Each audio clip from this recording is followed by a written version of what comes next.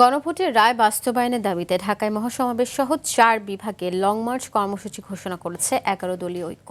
রাজধানীর পল্টন ও মুক্তাঙ্গনে অবস্থানে কর্মসূচি থেকে এই কর্মসূচি ঘোষণা করেন বিরোধী দলীয় নেতা ও জামায়াতের আমির ডক্টর শফিকুর রহমান।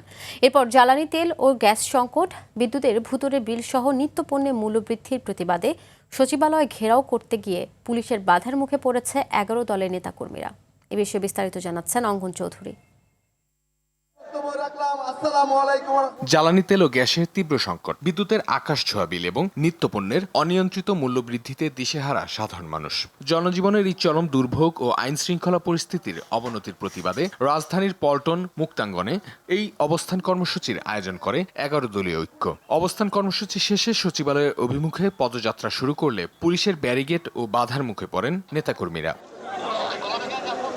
এর আগে অবস্থান কর্মসূচিতে সরকারের তীব্র সমালোচনা করে ১১ দলের শীর্ষ নেতারা গ্যাস ও বিদ্যুতের মূল্য নিয়ন্ত্রণে ব্যর্থ হলে সরকারের ক্ষমতায় থাকার অধিকার হারাবে বলেও সতর্ক করেন তারা। জনগণের মৌলিক অধিকার গ্যাস, বিদ্যুৎ, কর্মসংস্থান এবং দ্রব্যমূল্য নিশ্চিত করতে না পারে, তবে এই সরকার ক্ষমতায় থাকার স্বপ্ন যেন না থাকে।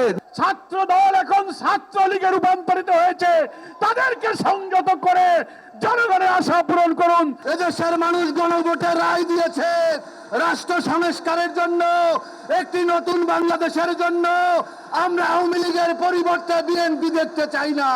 বিরোধী দলীয় নেতা জানান, গণভোটের রায় বাস্তবায়ন, বৈষম্য দূর এবং দ্রব্যমূল্য নিয়ন্ত্রণে না আসা পর্যন্ত রাজপথে আন্দোলন করবে তারা। দ্রব্যমূল্যের দাম নিয়ন্ত্রণ করা, এইসব দাবিতে আমাদের এই চলমান আন্দোলন। তার সাথে খুনিরা এদেশে যে সমস্ত খুন করেছে, অপরাধ করেছে, লুণ্ঠনকারীরা মানুষের সম্পদ লুণ্ঠন করেছে, তাদের বিচার নিশ্চিত করার দাবিতে আমাদের এই আন্দোলন।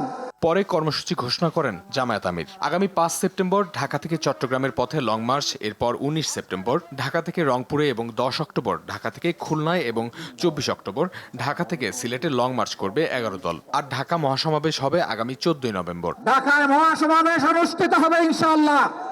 অঙ্কন চৌধুরী, RTV, ঢাকা।